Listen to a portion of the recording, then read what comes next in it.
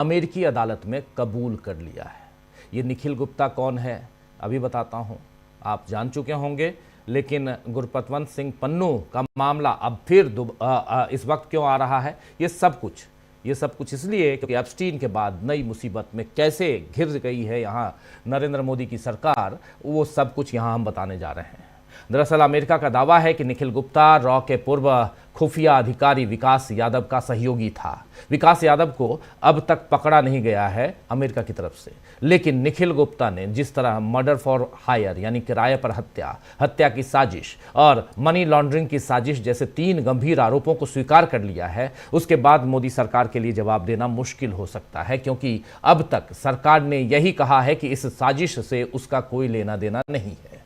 जबकि अमेरिकी पक्ष का कहना है कि कथित साजिश के समय विकास यादव कैबिनेट सचिवालय में कार्यरत थे, जिसके तहत रिसर्च एंड एनालिसिस विंग यानी रॉ काम करती है। अब देखना होगा कि मोदी सरकार इस मुद्दे पर अमेरिका के सामने अपना बचाव कर पाती है या नहीं, क्योंकि ट्रेड डील में तो उसने जिस तरह सरेंडर किया है उसकी पोल राहुल गांधी पहले ही खोल चुके हैं।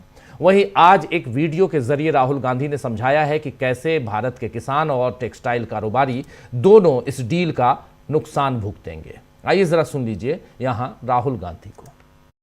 नमस्कार। हिंदुस्तान का टेक्सटाइल सेक्टर 5 करोड़ परिवारों को रोजगार देता है।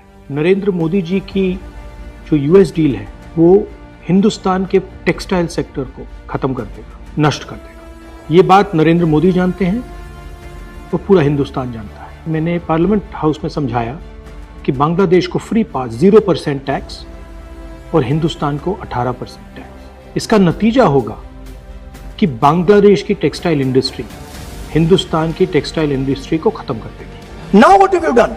You have, the United States has reduced Bangladesh's tariff to 0. And our tariff is 18%. What do you expect our textile people to do? Their competitor is Bangladesh. If Bangladesh imports US cotton, they have 0% duty. Finished. Textile industry gone. Narendra Modi ji के एक मंत्री ने बोला कि अगर हम भी US cotton import करेंगे तो हमें भी वो फायदा मिलेगा। मगर सच्चाई है कि हमारा कॉटन बांग्लादेश जाता है, हमारा कॉटन हिंदुस्तान की टेक्सटाइल मिलों को चलाता है। तो अगर हमने बांग्लादेश का रास्ता चुना तो हमारे पूरे के पूरे कपास के किसान और कॉटन की इंडस्ट्री खत्म हो जाएगी, और अगर हमने नहीं चुना तो हमारी टेक्सटाइल की इंडस्ट्री खत्म हो जाएगी। ये सच्चाई है।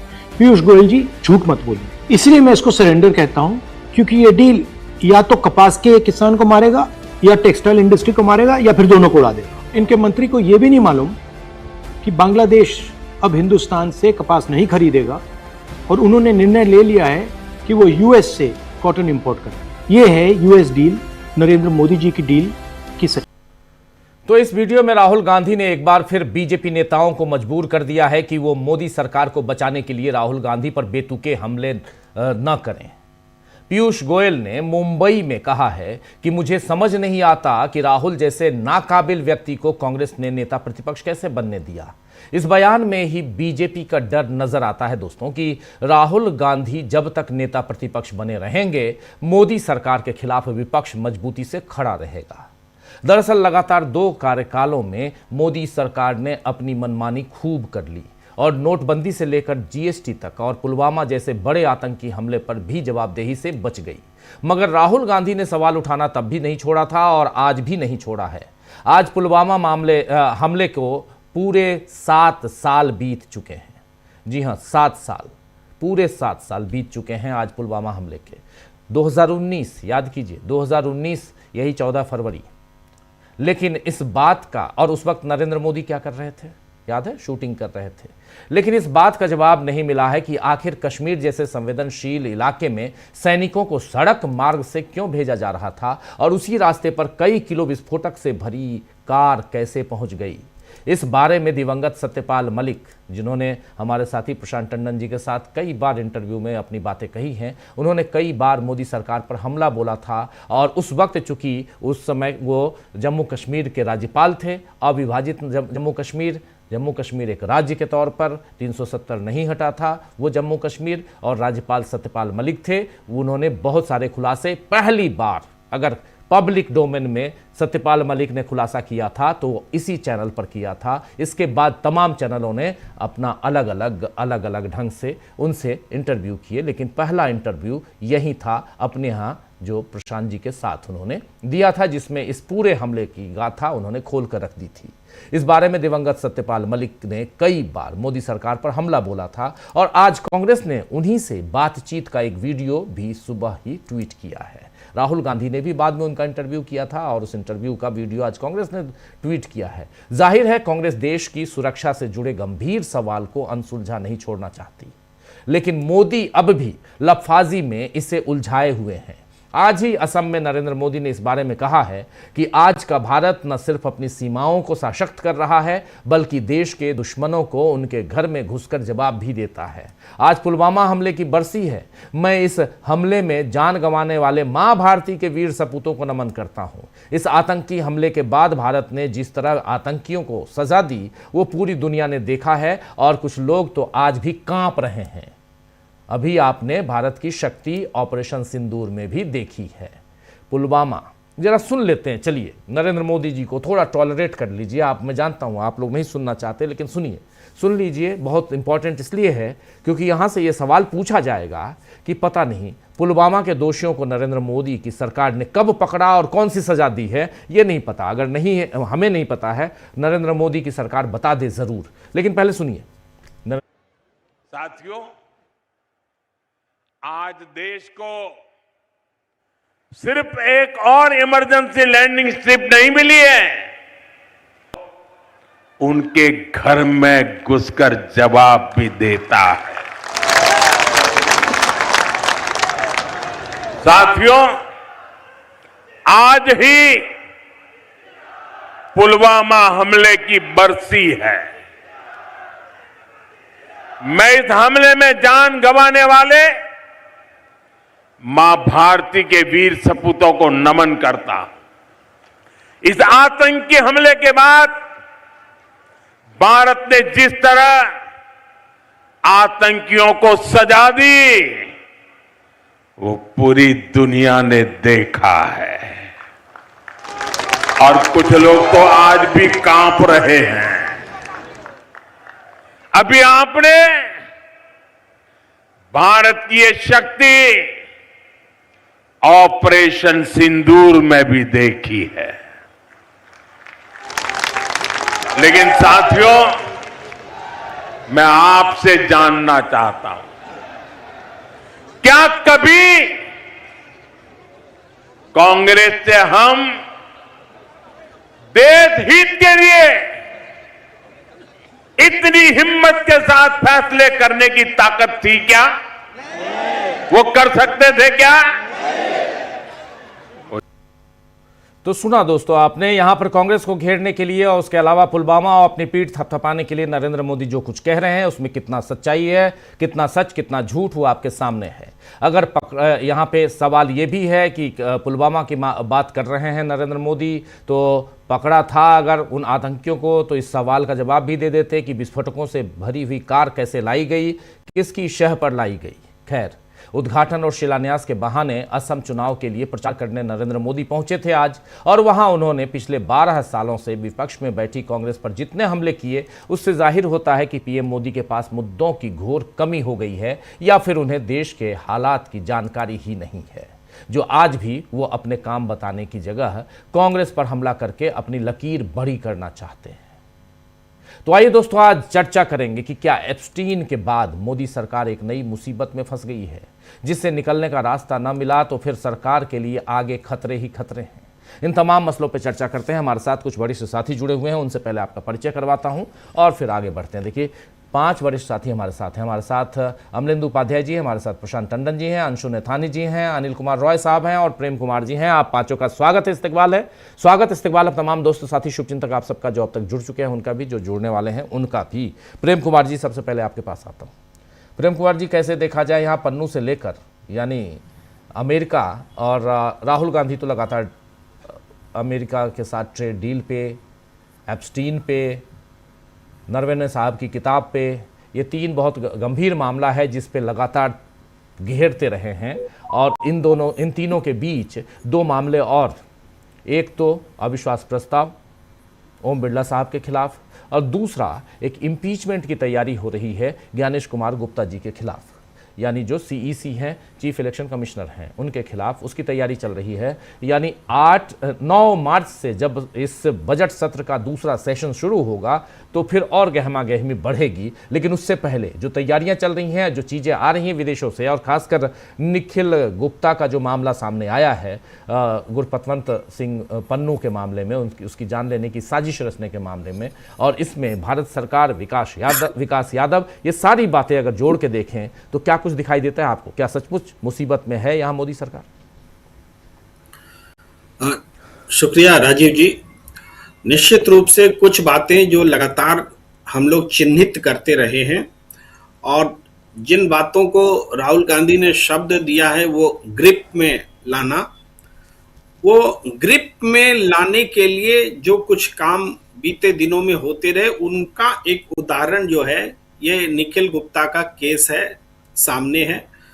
गुरपतवंत सिंह पन्नू, आप जानते हैं कि हर उस गलत काम के लिए जो भारत में वो खालिस्तानी फोर्सेस और एंटी गवर्नमेंट फोर्सेस के साथ उनका एक्शन रहा है, लेकिन यही पन्नू डोनाल्ड ट्रंप के निमंत्रण पर वहाँ शपथ ग्रहण समारोह में मौजूद रहता है, और हमारे प्रधानमंत्री जी को न्योता तक नहीं मिलता है, ये भी बात है। और अब जब पन्नू की हत्या की साजिश का आरोप भारत सरकार पर तब लग रहा था, और आज एक केस प्रमाणित हुआ है जिसमें कि वो रॉ का अधिकारी बताया जाता रहा है, वो जिसको सजा हुई, जिसने अपना गुनाह कबूल कर लिया, निखिल गुप्ता ने। और बल्कि निखिल गुप्ता नहीं, उसको सहयोग करने वाला जो अधिकारी था विकास यादव, वो रॉ का अधिकारी था। निखिल गुप्ता तो एक हायर किया था, सुपारी देना जिसको कहते हैं, सुपारी दिया जी, सुपारी जिसको मिली थी वो था। तो फिर भी एक चेन जो है वो एस्टैब्लिश होता है इस कबूलनामे से। और जो आरोप इससे क्या है कि पूरी सरकार, पूरा देश शर्मसार होता है कि आप किसी एक आतंकवाद से लड़ने का आपके पास क्या कोई तरीका नहीं रह गया कि आप पन्नू की सुपारी देंगे, आधिकारिक रूप से देंगे? तो ये लॉरेंस बिश्नोई गैंग और सरकारी गैंग भी पैदा हो गया क्या? मैं किसी के नाम से ऐसे शब्द लेना नहीं चाहता, लेकिन लॉरेंस बिश्नोई गैंग टाइप से कोई सरकारी गैंग भी पैदा हो गया क्या, जो सुपारी का खेल करेगा, देश का नाम बदनाम करेगा? यह बहुत बड़ी चिंता का सबब है। हमें तो फौरी तौर पर मन नहीं करता यकीन करना कि ऐसी खबर पर यकीन किया जाए, लेकिन जब सबूत बन करके अदालती प्रक्रियाओं से होकर के बात आती है तो हमारे पास कोई चारा नहीं रह जाता कि इसे कबूल किया जाए। आप देखेंगे एक घटना घटी थी, लाल किले पर झंडा बदल दिया गया था जी। उस समय किसानों का आंदोलन चल रहा था, और कुछ यही आतंकी किस्म के लोगों ने फेसबुक पर ऐलान करके कि हम कल झंडा फहराएंगे, और ऐलान करके यह काम किया था। और हमारे देश की सुरक्षा व्यवस्था लाल किला के जो ऐसे मौकों पर 26 जनवरी और 15 अगस्त ऐसे मौके पर, मेरे ख्याल से 26 जनवरी का मौका था, ये बहुत सख्त होता है, सुरक्षा कड़ी होती है, वो उसको तोड़ते हुए वो घटना घटी थी, और इल्जाम आया आंदोलन पर। लेकिन वक्त ने यह साबित किया कि आंदोलन पर वो इल्जाम गलत था। वो लोग, जिन लोगों ने तिरंगा को बदल दिया, भाई तिरंगा, लाल किले हमारी शान है, जहां तिरंगा फहराता है, वहां झंडा बदलना पूरे देश में अपमान का विषय था। लेकिन तब भी गोदी मीडिया ने उसको खालिस्तानियों, ये आंदोलनकारियों के मत्थे मर दिया, और खालिस्तानियों से कथित साठगांठ की बात पर स्टोरीज करते रहे। वो गुरपतवंत सिंह पन्नू है। ये समझना पड़ेगा भाई, हम सरकार बड़ी है, देश बड़ा है, कि आपको एक आंदोलन को कुचलने का मकसद बड़ा है कि आप पन्नू से उसको जोड़ देंगे, तिरंगा भी बदल देंगे, कोई एक्शन नहीं, कोई कार्रवाई नहीं। वो मैं याद दिलाना चाह रहा हूं। अब देखिए, ये जो घटनाएं घटी हैं और इसके समांतर जो कुछ घटनाएं घट रही हैं, उसका दबाव, चाहे एप्स्टीन फाइल्स में हरदीप पुरी बुरी तरह से फंसते नजर आए हैं, दिया कुमारी के नाम है, अनिल अंबानी के नाम है, और भी जो नाम आ रहे हैं, नरेंद्र मोदी के भी नाम है, लेकिन किसके किस रूप में नाम है उस पर अलग से बात हो सकती है। लेकिन जिस व्यक्ति से नाम है, निश्चित रूप से वो आइंस्टीन नहीं है, वो दुनिया का कोई सम्मानित व्यक्ति नहीं है, वो एक काला चेहरा है, काला धंधा करने वाले लोग हैं। भाई हमारे यहाँ कहा भी जाता है कि संगत से भी आप पहचान लेते हैं कि लड़का या व्यक्ति कैसा होगा। लड़के हमारे बिगड़ते हैं, तुम क्या बोलते हैं, उसकी संगत देखिए, और संगत से हम समझ जाते हैं कि वो जुआरी है कि खिलाड़ी है कि से हम समझ जाते हैं। और वो संगत आज सबके सामने है कि इस देश की सरकार का नेतृत्व करने वाले लोग, उनकी संगत क्या है। आइंस्टीन नहीं है, उनकी संगत एप्स्टीन है। तो ये साबित हो रहा है। अब इस बीच में जो इस देश में लोकतंत्र को कुचलने के लिए और सत्ता पर कब्जा करने के लिए, चुनाव का मतलब खत्म करने के लिए जो जो हथकंडे अपनाए जाते रहे हैं, चाहे मीडिया के प्रभाव को खत्म कर देना, मीडिया को ही पक्षपातपूर्ण बना देना कि उस पर कोई विश्वास ही न करे, सीबीआई, ईडी, आईटी की विश्वसनीयता को ही खत्म कर देना, ये सारी चीजें हुई हैं। अब इसके बीच में अगर अविश्वास प्रस्ताव ज्ञानेश कुमार के खिलाफ लाने की तैयारी है तो इससे पूरा सिस्टम एक्सपोज होगा। अगर स्पीकर के खिलाफ विशेषाधिकार हनन, मेरे ख्याल से अविश्वास प्रस्ताव ही है जो लाने की तैयारी है, वो जो है उससे भी स्पीकर का जो भेदभावपूर्ण रवैया रहा है वो एक बार फिर चर्चा में आएगा, सरकार के हथकंडे सामने आएंगे। तो इन चीजों से बचने के लिए क्या किया जाए? प्रतिपक्ष के नेता को इस तरह से ग्रिल कर दो, उसकी सदस्यता आजीवन खत्म करने का ऐलान कर दो कि हम आजीवन खत्म करने की कोशिश कर रहे हैं। जबकि अभी अभी टंडन जी से बात हो रही थी तो कह रहे थे कि ऐसा तो कोई प्रावधान ही नहीं है संसद में कि किसी की आजीवन सदस्यता ली जा सकती है। भाई जनता 5 साल के लिए चुनती है तो आप आजीवन कैसे आप किसी को सदस्यता से बाहर कर सकते हैं? बहुत सारे ग्राउंड्स हैं, लिखित हैं, उसको बताने की जरूरत नहीं है। लेकिन किसी को 2 साल, और अगर 2 साल की सजा हो गई तो अगला और 6 साल, इससे ज्यादा की सजा सांसद को नहीं मिलती है। लेकिन राहुल गांधी जिनका भी कोई अपराध प्रमाणित नहीं हुआ है, उनके बारे में सरकार ने ऐलान कर दिया है कि इनकी संसद की सदस्यता स्थायी रूप से खत्म कर दी जाएगी और चुनाव लड़ने के लिए भी इनको अयोग्य नहीं छोड़ा जाएगा। ऐसा हम प्रस्ताव लेकर आ रहे हैं। केंद्रीय संसदीय मंत्री किरण रिजिजू के कहने का मतलब कम से कम यही है। तो ये क्या है? ये भी एक डराने की कार्रवाई है कि वो सारी चीजें न हो जिसके बरक्स सरकार एक्सपोज होती है, उसके कारनामे एक्सपोज होते हैं, उसका जो गठजोड़ है कैपिटलिज्म के साथ में, कैपिटलिस्ट के साथ में, वो सामने आता है। उसका जो गठजोड़ है काली दुनिया के साथ में, एप्स्टीन वर्ल्ड के साथ में, वो सामने आता है। उससे सरकार डरी हुई है और यही डर राहुल गांधी को डराने का एक उपक्रम बना हुआ दिखता है। जी प्रशांत जी, आपको क्या दिखता है? यहाँ पे 3-4 मुद्दे और लगातार गरमा रहे हैं ये मुद्दे, इन सब के बीच राहुल गांधी अपनी जगह पे हैं, लेकिन बहुत कुछ क्या आपको दिखता है कि आने वाला जो अगला सत्र है, इस सत्र का अगला पार्ट, सेकंड पार्ट, वो बहुत ज़्यादा हंगामेदार रहेगा? लेकिन उससे पहले ये जो मुद्दे हैं ये और गरमाएंगे, जिसमें एप्स्टीन भी है, ट्रेड डील भी है और अब पन्नू भी है। प्रशांत जी। और ये अभी निखिल गुप्ता का मामला है, ये दोनों मामले अमेरिका के साथ संबंधों को एक नए तरीके से, एक दबाव का मौका, अमेरिका को दबाव डालने का मौका मिल गया है, एप्स्टीन में भी। और अब जो निखिल गुप्ता का मामला है, निखिल गुप्ता का मामला जो उन्होंने जुर्म इकबाल किया है, जिनको स्वीकार किया है अमेरिका की अदालत में, उसके तार जुड़ते हैं स्टेट से, और वो स्टेट का जो इस्तेमाल है वो अपने पॉलिटिकल ओपोनेंट्स को एलिमिनेट करने के लिए आता है। ये भारत में कभी ऐसे आरोप भारत सरकार के ऊपर नहीं लगे। अब जो अमेरिका और कनाडा और तमाम मित्र देशों का एक इंटेलिजेंस नेटवर्क है I5, वो I5 में भी इसको उजागर हुआ था। तो ये मामला केवल पन्नू तक का नहीं है, ये मामला निर्झर के, कनाडा में निर्झर की हत्या का भी है। और भारत और कनाडा में इस बात को लेकर बातचीत भी हुई है कनाडा के प्राइम मिनिस्टर के साथ कि इसका कोई एक फ्रेमवर्क बने। तो ये दोनों बातें ऐसी हैं कि भारत की अंतर्राष्ट्रीय छवि जो है, भारत के डेमोक्रेटिक स्टेट की जो छवि है, वो धूमिल होती है। और ये लगातार जो है, चाहे वो प्रेस फ्रीडम की बात हो या पत्रकारों को जेलों में डाला जा रहा है।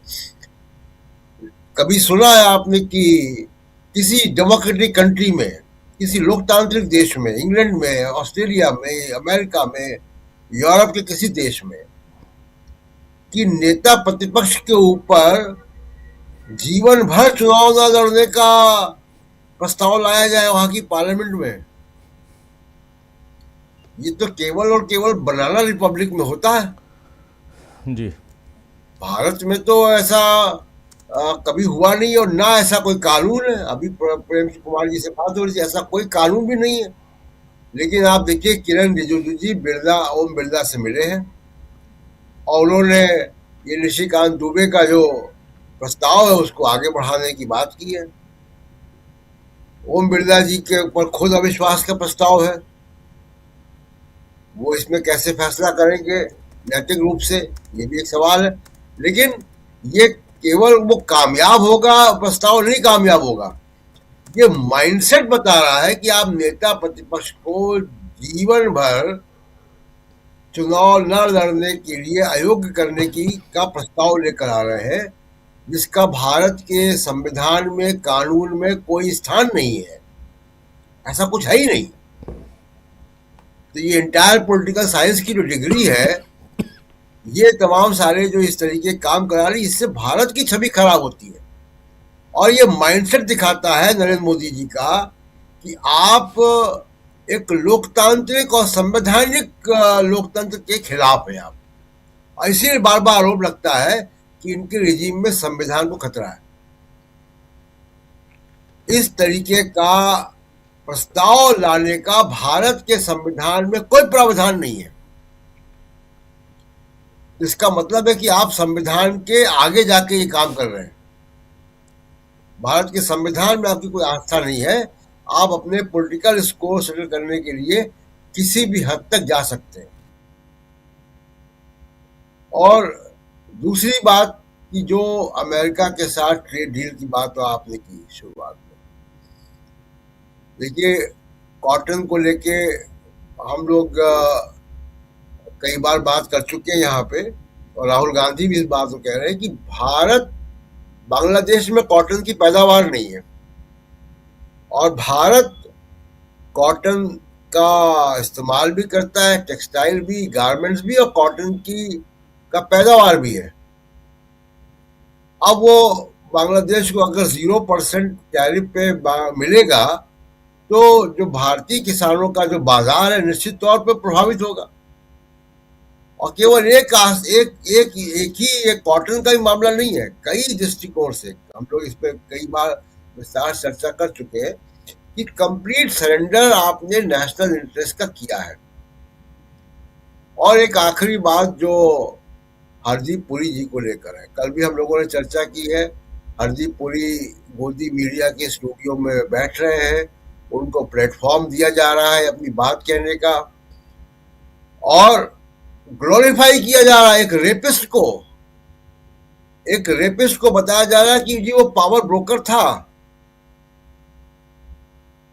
इसी गोदी मीडिया में, जो मोदी का समर्थक एक मीडिया है जो दिन भर हिंदू मुसलमान करता, वो यहां तक चला गया कि एक रेपिस्ट को, बच्चों के रेपिस्ट और हत्यारे को आप, और सजाए जाप्ता व्यक्ति को आप ग्लोरीफाई कर रहे हैं, आप उसका महिमा मंडन कर रहे हैं कि नहीं वो रेपिस्ट तो था लेकिन वो पावर ब्रोकर भी था।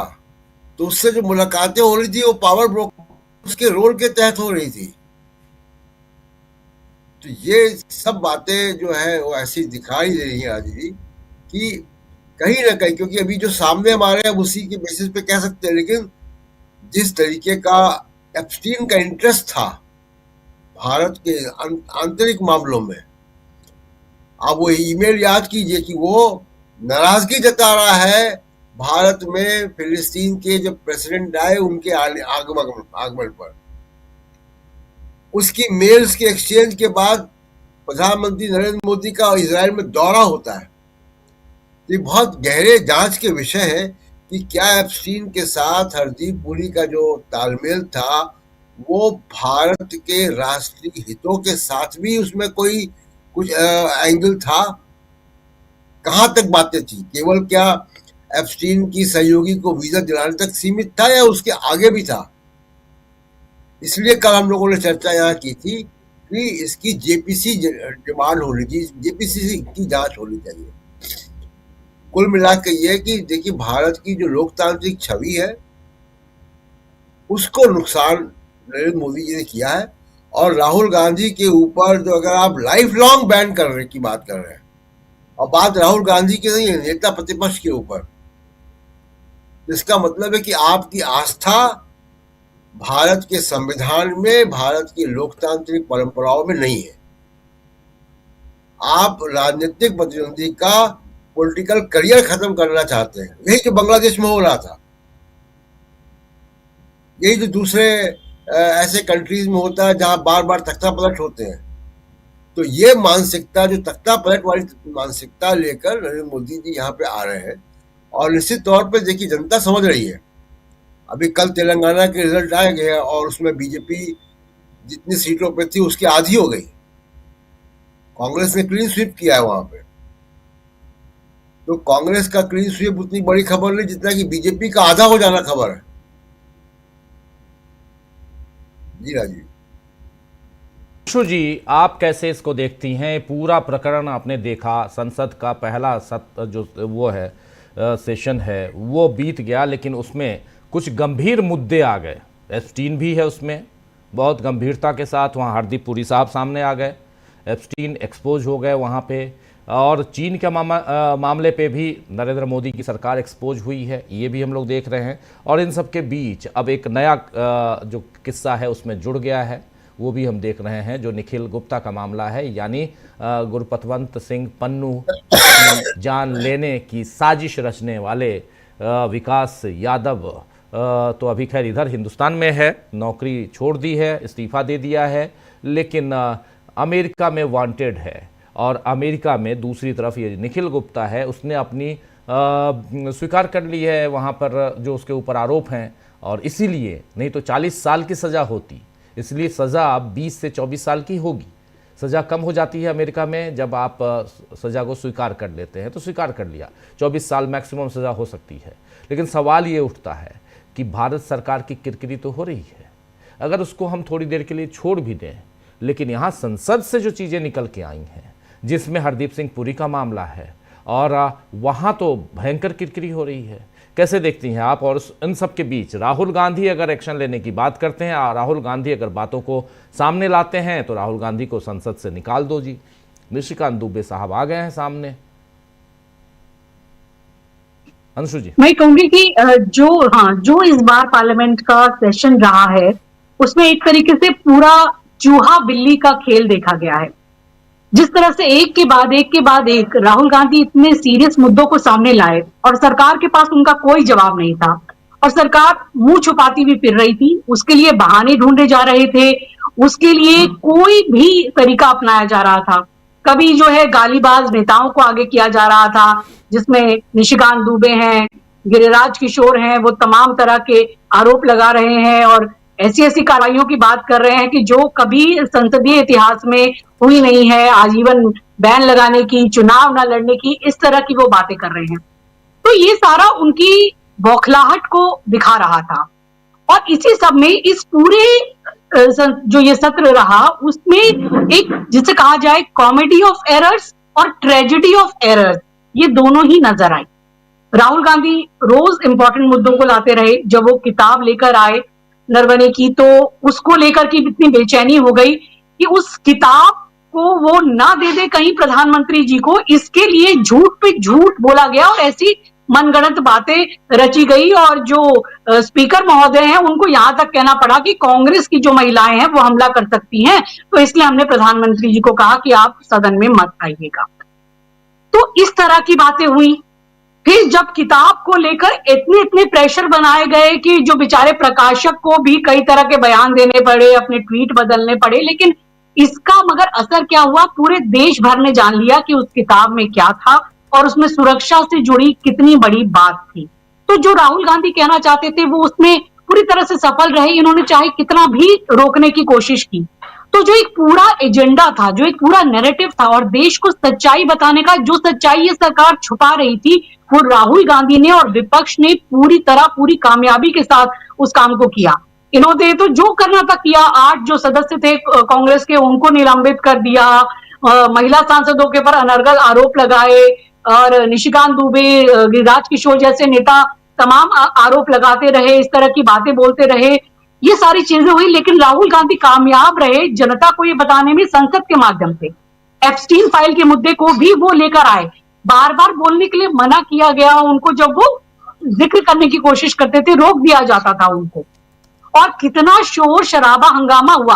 अनिल अंबानी का नाम लिया राहुल गांधी ने तो पूरा जो ट्रेजरी बेंचेस ऐसे खड़ा हो गया, क्या बीजेपी के सदस्य हैं अनिल अंबानी?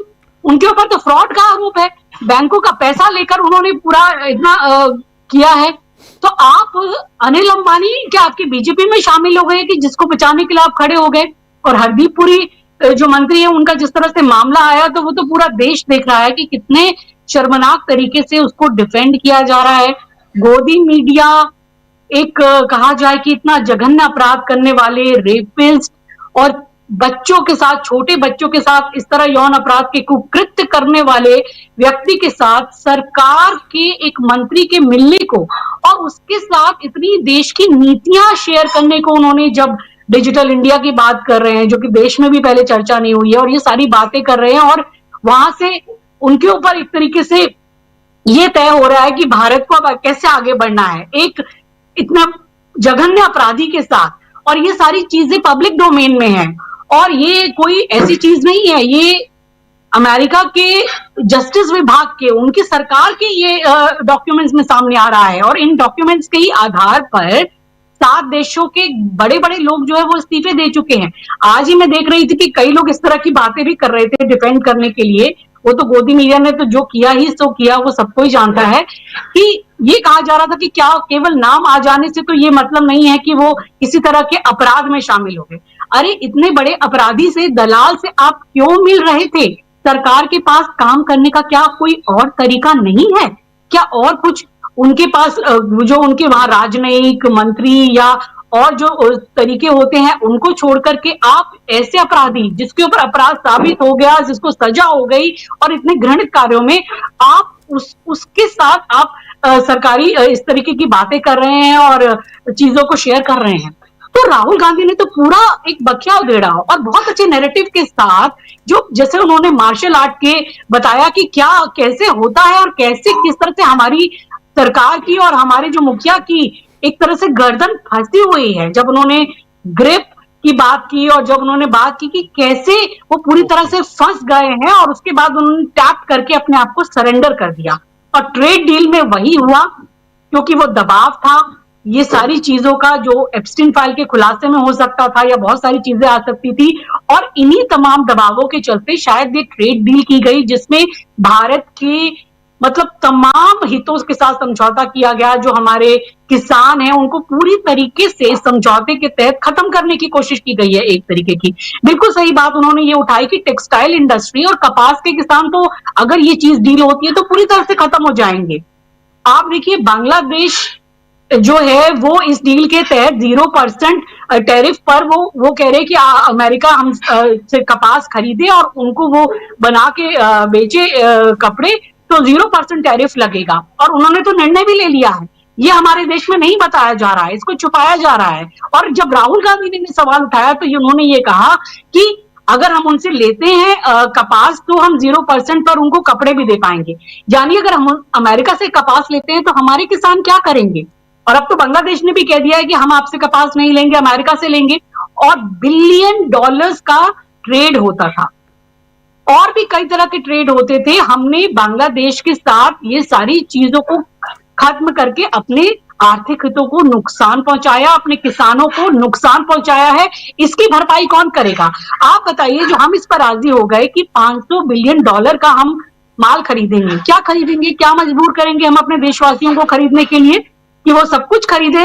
मतलब उनके कपड़े खरीदे, उनके सेब खरीदे, फसल खरीदे, मक्का खरीदे, मतलब जो हमारे देश में पैदा हो सकता है, जो हमारे किसान कर रहे हैं, डेयरी उत्पाद खरीदे, ये सारी चीजें खरीदे। यानी कि हम अपने किसानों को खत्म करके, वो तो उस कंपटीशन में नहीं आ पाएंगे जब इस तरह से खुला व्यापार हो जाएगा। और 500 बिलियन डॉलर का आपको लेना है तो सब डंपिंग यार्ड, पूरा डंप होगा भारत में, और हमारे देश के लोग मजबूर होंगे अपने देश के प्रोडक्ट को छोड़कर अमेरिका का प्रोडक्ट लेने के लिए। और उसकी कोई गारंटी नहीं है कि उनका प्रोडक्ट कितना क्वालिटी वाला होगा। ये पहले भी कई बार देखा गया है कि थर्ड वर्ल्ड कंट्रीज को या भारत जैसे देशों को कितना दोयम दर्जे का और किस तरीके का सामान यहाँ पर भेजा जाता है अमेरिका या और दूसरे देशों के द्वारा, को उनको कुछ समझा ही नहीं जाता है। और ट्रेड डील में जिस तरह से अपमान हुआ, जिस तरह से चीजें हुई हैं, तो साफ साफ इसको पूरा बता दिया राहुल गांधी ने कि कैसे वो ग्रिप में आए और कैसे वो उनकी गर्दन पकड़ी गई और उसके बाद एक तरह से पूरा सरेंडर कर दिया गया। तो हम हर चीज में, अब विदेश नीति आज जो कहें सबसे बुरे दौर में गुजर रही है, आपने ये बताया, ये पन्नू वाला मामला, ये किसी भी चीज में सही चीजें नहीं हो पा रही हैं। और ये जो आज, हालांकि बाद में हम इस पर आए, प्रधानमंत्री जिस तरह आज असम में तमाम चीजों को बातें कर रहे थे, पुलवामा को लेकर वो श्रेय ले रहे थे, अपनी सभी बातों को लेकर श्रेय ले रहे थे, लेकिन वो अभी तक उसकी जांच नहीं हुई, खुलासा नहीं हुआ है, वो इस बात को नहीं कह पा रहे हैं। और केवल एक कहा जाए कि लोगों के आगे वोट लेने के लिए एक झूठा हवाई किला बनाया जाता है, झूठ को परोसा जाता है, रोज बरोज एक झूठ को बेचा जाता है। और कांग्रेस का इतना बड़ा उनको खौफ है, मैं तो कहूंगी कि उन्होंने ही कांग्रेस को एक तरह से कहा जाए कि भारतीय राजनीति के एकदम केंद्र में ला दिया है। क्योंकि आज अगर आपने सुना होगा प्रधानमंत्री जी का भाषण, तो कांग्रेस कांग्रेस कांग्रेस ये न जाने शब्द कितनी बार आया होगा अगर उसको गिन लिया जाए तो। उन्होंने कहा कि कांग्रेस के जमाने में यहाँ 3 पुल नहीं बने, हमने यहाँ पर इतने साल में 5 पुल बना दिए। अरे काम करना सरकारों का ये तो दायित्व है। और उस समय फंडामेंटल जब यहाँ पर शासन था कांग्रेस की भी सरकारों का, क्या उन्होंने काम नहीं किया? इतने सारे काम है लेकिन उनको गिनाया नहीं जाता, वो फंडामेंटली उन्होंने किया। मैं आपको ये बताना चाहूंगी कि उस समय जो अगर फाउंडेशनल वर्क है, ये जरूर जाने, क्योंकि गोदी मीडिया कभी बताएगा नहीं। Guwahati IIT, Tezpur university, Assam university, ये सब कुछ असम अकॉर्ड के समय में ये एस्टैब्लिश हो चुके थे असम में, और ये कह रहे हैं कि कांग्रेस के समय में कोई काम ही नहीं हुआ। यानी जो कुछ हुआ 2014 के बाद हुआ या इनके असम शासन में आया, इनकी सरकार तब हुई। और कैसे आती है इनकी सरकार, सबको पता है कि कैसे ये पोचिंग करके और कैसे ये दूसरे दलों को तोड़ करके लाते हैं। और सिर्फ यही नहीं, मैं आपको बताऊंगी कि कितनी स्टेट यूनिवर्सिटी बनी, कॉटन यूनिवर्सिटी बनी, बोडोलैंड यूनिवर्सिटी बनी, Kumar Bhaskar Verma Sanskrit and ancient studies university बनी, के हदीक स्टेट ओपन यूनिवर्सिटी बनी, असम वुमेन्स यूनिवर्सिटी बनी, मेडिकल कॉलेज। ये कह रहे थे कि कोई एम्स नहीं बन पाए, हमने यहाँ पर आए तो चीजों को बनाया। ये जानना दर्शकों को बहुत जरूरी है कि कांग्रेस के समय में कितना काम हुआ। जोरहाट मेडिकल कॉलेज बना, फखरुद्दीन अली अहमद मेडिकल कॉलेज बना और तेजपुर मेडिकल कॉलेज बना, और ऐसे ही कई इंडस्ट्रियल को लेकर भी कुछ काम हुए। यानी हमेशा नकारा बताना कांग्रेस को, ये ही केवल इनका काम रह गया है। और अपने छोटे छोटे कामों को इन्होंने इसको अपनी उपलब्धि बताया कि हमने इतने समय में 125 से ज्यादा नॉर्थ ईस्ट के लोगों को पद्म पुरस्कार दे दिए। बहुत अच्छा किया आपने, सम्मान किया, सम्मान की बात है, आपको करना चाहिए। लेकिन साथ ही आपको ये बताना पड़ेगा कि आपने यहाँ कितने रोजगार दिए, कितने लोगों को व्यवसाय दिया, पर कैपिटा इनकम कितनी बढ़ी, यहाँ पर शिक्षा के लिए आपने क्या कार्य किया, ये सब बातें भी बताना बहुत ज्यादा जरूरी है। ठीक है, आप और सारी चीजों का आप कह सकते हैं कि हमने इसको जोड़ने की कोशिश की। और एक जो बड़ा ही एक अजीब सा आरोप लगाया इन्होंने कहा कि कांग्रेस ने हमेशा नॉर्थ ईस्ट में और असम में विभाजनकारी नीति चली और यहाँ पर एक अशांति को जन्म दिया और तोड़फोड़ में वो ज्यादा उनका ध्यान रहा। लेकिन इनको ये सोचना चाहिए कि जो इनके खुद के मुख्यमंत्री हैं, एक मुख्यमंत्री होकर एक संवैधानिक पद पर बैठकर एक मुख्यमंत्री का क्या काम होता है, पूरे देश पूरे राज्य की जनता को समान दृष्टि से देखना। और वो सार्वजनिक तौर पर रैलियों में वो ये कह रहे हैं कि मियाँ लोगों को तंग करो, इनको परेशान करो, रिक्शा वाला अगर 5 रुपए मांगता है तो 4 रुपए दो, उसे परेशान कर दो, 5 लाख इन मियाँ का वोट कटवाया जाएगा। और कितना मतलब विभत्स एक मुख्यमंत्री हैं वो, और उनकी कोई कार्रवाई नहीं होती, कोई सवाल नहीं होता। वो ऐसे वीडियो जारी करते हैं कि वो बंदूक तान रहे हैं और सामने निशाने पे अल्पसंख्यक समुदाय है, मुस्लिम है, टोपी लगाए हुए शख्स है। ये तो शर्मनाक है। पूरे इंटरनेशनल एक वर्ल्ड मीडिया में, एक पूरे दुनिया में ये क्या संदेश देते हैं। और आप बात करते हैं कि कांग्रेस ने विभाजनकारी नीति की।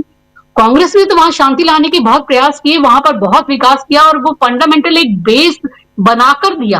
आपने 10 साल में क्या किया, आप उसको बताइए।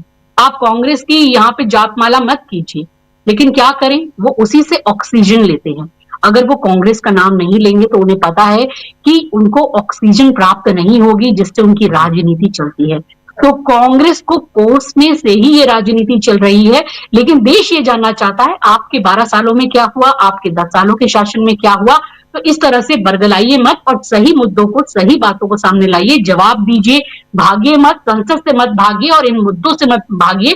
क्योंकि राहुल गांधी तो जाहिर तौर पर इन सभी मुद्दों को ले आए हैं और पूरी तरीके से हमने देखा कि कैसे जो है वो उनके मंत्री थे अश्विनी वैष्णव और दूसरे मंत्री जब वो बात कर रहे थे राहुल गांधी को लेकर के प्रेस के सामने अजीब तरीके के नाप शनाप बातें कर रहे थे, उन्होंने कहा आइए सामने ही बात कर लेते हैं। और वो किस तरह से मुंह छुपा के भागते फिरे, यानी कि जो थे प्रहलाद जोशी और ये अश्विनी वैष्णव, तो हिम्मत नहीं है उनके पास। राहुल गांधी तो कहते हैं कि मैं तो किसी भी फोरम पे डिबेट करने के लिए तैयार हूं, आप आइए।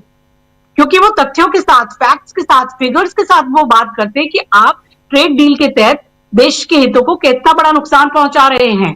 और जो नरवणे जी की किताब में है उसके हिसाब से बात यह अलग विषय है कि प्रकाशित हुई कि नहीं हुई, लेकिन मैगजीन में उसके अंश छपे हैं और नरवणे जी ने इससे इनकार नहीं किया कि वो नहीं है उस किताब में। ये केवल बात हुई है कि वो अभी लोगों के हाथ तक कॉपी नहीं आ पाई या प्रकाशन की कुछ चीजें हैं, लेकिन किताब का जो कंटेंट है वो तो सही है। आप बताएंगे ना कि सुरक्षा को लेकर जवाबदेही किसकी थी। आपको इस लोकतंत्र में किताबों से डर लगता है, पत्रकारों की सच्चाई बोलने से डर लगता है, आप उनको जेल भिजवा देते हैं।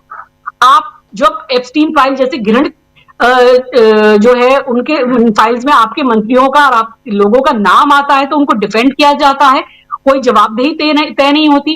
एक भी दिन इस मंत्री को, इन मंत्री को तो बने रहने का हक नहीं है, लेकिन ये जवाब नहीं देंगे। जनता को जवाब चाहिए, यही कहना है। जी जी जी, बिल्कुल बिल्कुल।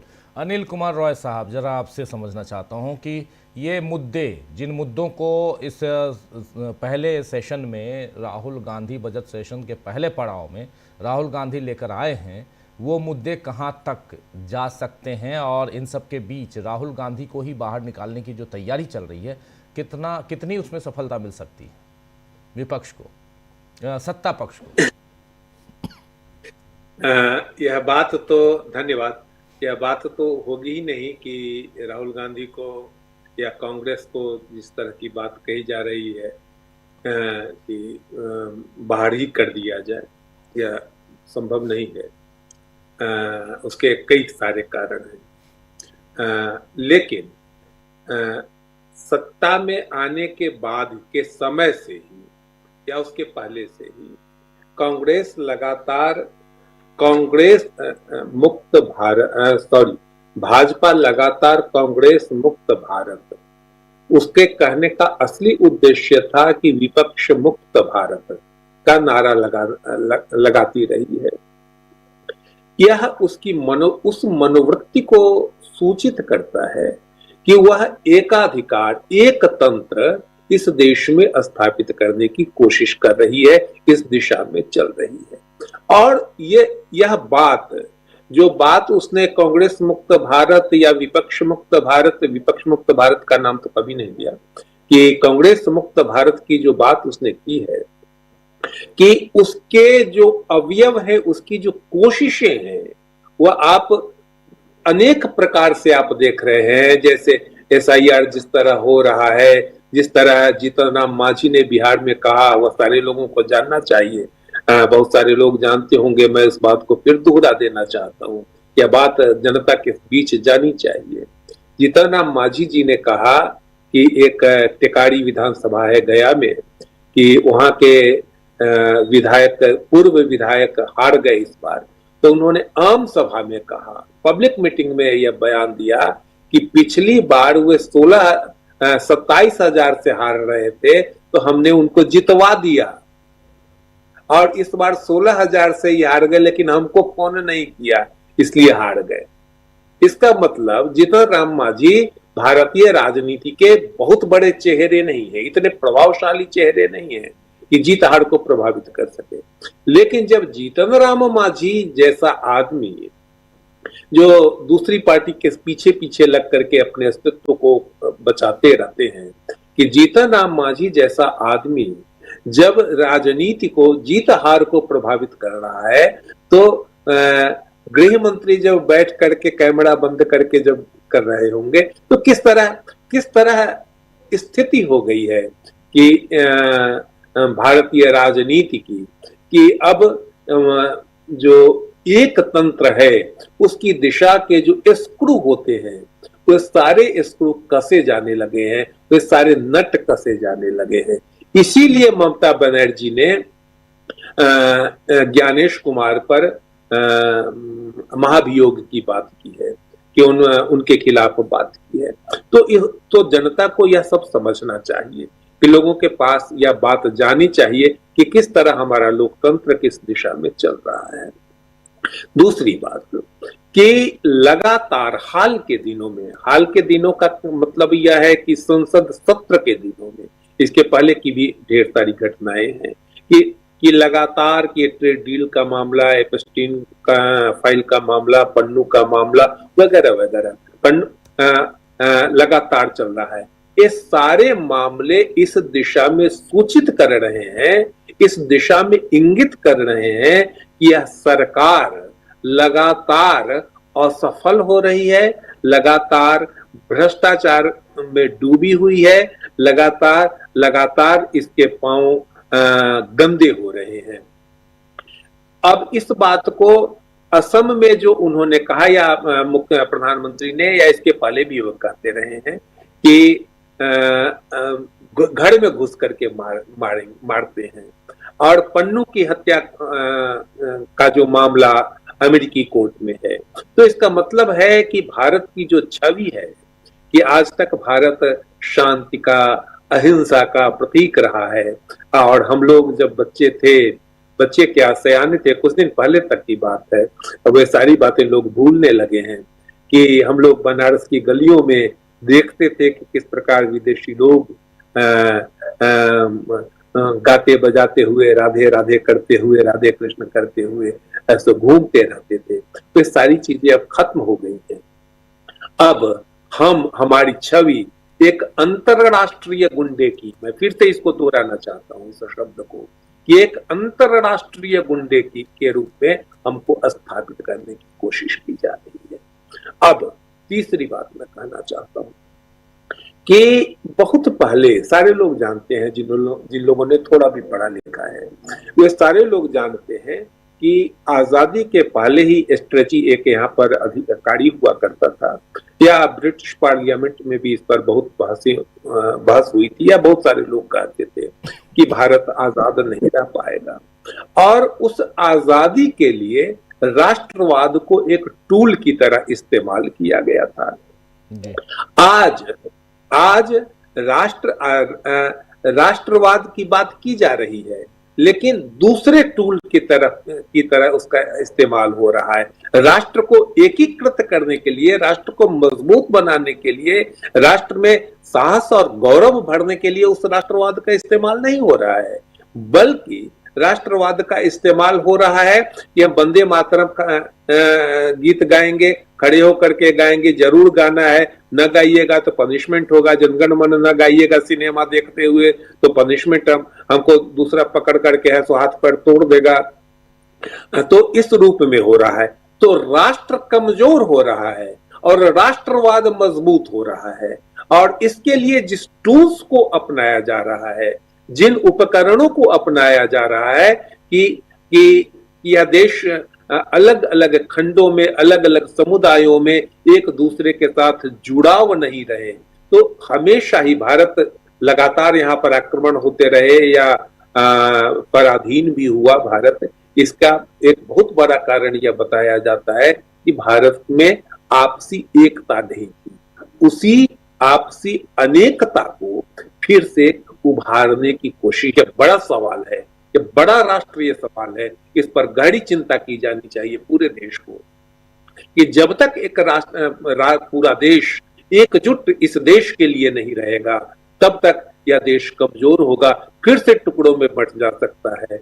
और यह प्रधानमंत्री के झुकने का भी एक कारण मैं इस रूप में देखता हूं कि चूंकि यह देश इस तरह टुकड़े टुकड़े में वैचारिक ढंग से बट गया है, आस्था के आधार पर बट गया है, सांप्रदायिकता के आधार पर बट गया है, जातीयता के आधार पर बट गया है, तो प्रधानमंत्री तो भाषण में भले ही यह कह रहे हो, चिल्ला करके कह रहे हो, लेकिन भीतर से वे इस देश की कमजोरी को मुझे लगता है कि जानते समझते हैं, इतने बेवकूफ नहीं है कि वे इस देश की कमजोरी को जानते समझते हैं। और अंत में मैं यह बात जोड़ देना चाहता हूं कि वेनेजुएला का तेल अंबानी ने खरीदना स्वीकार कर लिया है। शुक्रिया। आगे। जी बिल्कुल बिल्कुल बिल्कुल आप सही कह रहे हैं। जरा अमलेंदु जी, मामला कहां तक पहुंच चुका है? अमलेंदु जी, राहुल गांधी कहां तक इस पूरे मामले को पहुंचा चुके हैं? राजीव जी, देखिए कई मामले हैं जिसको राहुल गांधी आगे लेकर चल रहे हैं, और एक बड़ी राजीव जी सूचना ये भी मिल रही है कि जैसा निशिकांत दुबे लेकर आए हैं नोटिस, ऐसा ही नोटिस नरेंद्र मोदी और हरदीप सिंह पुरी की सदस्यता समाप्त करने के लिए कांग्रेस लेकर आने वाली है। ऐसी भी बातें चल रही हैं। तो अब देखना ये होगा कि क्या ऐसा कोई नोटिस आता है कि नरेंद्र मोदी और हरदीप सिंह पुरी की भी सदस्यता समाप्त की जाए, हमेशा के लिए जीवन भर इन पर प्रतिबंध लगाया जाए। तो ऐसा प्रस्ताव भी आ सकता है। अब अगर ऐसा प्रस्ताव आता है तो बड़ा दिलचस्प होगा कि स्पीकर साहब जो हैं कि वो कौन से प्रस्ताव को स्वीकार करते हैं, कौन से वो खारिज करते हैं, आधार देने होंगे। राहुल गांधी के खिलाफ जो प्रस्ताव है वो तो गप है, हाइपोथेसिस है, लेकिन अगर नरेंद्र मोदी और हरदीप सिंह पुरी के खिलाफ आता है तो उसमें तो ऑथेंटिकेट राहुल गांधी कर रहे थे, वो ऑथेंटिकेट वाले दस्तावेज भी हो सकते हैं। तो ये अब देखना होगा, बड़ा दिलचस्प रहेगा। मार्च का महीना राजीव जी मुझे लगता है कि भारत की राजनीति में काफ़ी ज़्यादा महत्वपूर्ण होने जा रहा है, और 9 मार्च से जब संसद का सत्र फिर से शुरू होगा, बजट सत्र, तब बहुत सारी चीज़ें आगे देखने को मिलेंगी। लेकिन जिस तरीके से बीजेपी राजीव जी अब रोज़ रोज़ नई नई मुसीबतों में फंसती जाती है, और ये मुसीबतें खुद की पैदा की हुई भाजपा की लगती हैं। देखिए राजीव जी, ऐसा है कि ये जो मामला आया है जिसका आपने जिक्र किया, निखिल गुप्ता वाला, इस तरीके के मामले ऐसा नहीं है कि पहले नहीं होते थे, पहले भी होते रहे हैं, और लेकिन वो जिस तरीके से अंजाम दिए जाते थे, बहुत खूबसूरती के साथ अंजाम दिए जाते थे, और हमारे जो संबंध होते थे दूसरे देशों के साथ, उन पर इसका कोई असर नहीं पड़ता था। और जाहिर सी बात है कि हर देश को अपनी सुरक्षा करने का अधिकार है। अब अगर पन्नू के साथ कुछ किया जा रहा था या निज्जर के साथ कुछ किया गया, जाहिर सी बात है कि उसके पीछे भारत के अपने हित हैं, तो उसके लिए उसको भारत कर सकता है। लेकिन जिस तरीके से वहाँ हमारे लोग पकड़े जा रहे हैं, और ये सारे हमारे जो है संबंध जो दूसरे देशों के साथ हैं वो खराब होने की स्थिति में पहुंच रहे हैं। अब अगर विकास यादव का नाम राजीव जी वहाँ आ जाता है, और जो निखिल गुप्ता है वो सरकारी गवाह बन जाता है, या वो एक तरह से कहा जाए अपना गुनाह कबूल कर लेता है, तो ये कितनी ज़्यादा शर्मिंदगी वाली बात भारत सरकार के लिए होगी। इसकी तरफ जो है ध्यान देना आवश्यक है, और इसके कितने बुरे असर जो हैं वो अमेरिका के साथ संबंधों पर पड़ेंगे, जो कि पहले ही संबंध खराब हो चुके हैं। भाई ट्रंप अगर धमकी दे रहा है कि मैं जो हूँ पॉलिटिकल कैरियर ख़त्म कर सकता हूँ लेकिन करूँगा नहीं, तो क्या उस पॉलिटिकल कैरियर ख़त्म करने के मामले में ये निखिल गुप्ता का मामला भी शामिल है क्या, एपस्टीन फाइल्स के अलावा? ये भी हो सकता है, तो ट्रंप इतनी जोर देकर कह रहा है। तो इसके पीछे क्या क्या है, अब इसमें किस किस के नाम आ सकते हैं। अब रॉब्स के अफसर, अब तो ये राजीव जी की वो निखिल गुप्ता वहां जाके जाने क्या क्या बयान देगा, और जो जो बयान देगा वो तो सब स्वीकार किए जाएंगे। अब ऐसा तो है नहीं कि वो दिल्ली पुलिस की कस्टडी में होगा निखिल गुप्ता, कि दिल्ली पुलिस जो चाहे कहलवा ले, है ना। कहलवाना तो अब वहाँ FBI को है, अमेरिका की पुलिस कहलवाएगी जो कहलवाना है, वो कहेगा जो भी कहना है। और यहाँ तो यह बड़ी खुशी मनाई जा रही थी कि वो काश पटेल साहब जो है वहाँ बन गए हैं, FBI के प्रमुख बन गए हैं। तो वो काश पटेल साहब मदद क्यों नहीं कर रहे हैं भाई? गुजराती बंधु जो हैं, मोटा भाई अगर वहाँ बन गए हैं FBI के चीफ, तो उन्होंने मदद क्यों नहीं की यहाँ की? तो राजीव जी, ये कुल मिलाकर जिस तरीके से हमारी विदेश नीति फेल हो रही है और गला पड़ने को जिस तरीके से विदेश नीति समझ लिया गया, उसकी सारी परतें जो है उधड़ रही हैं।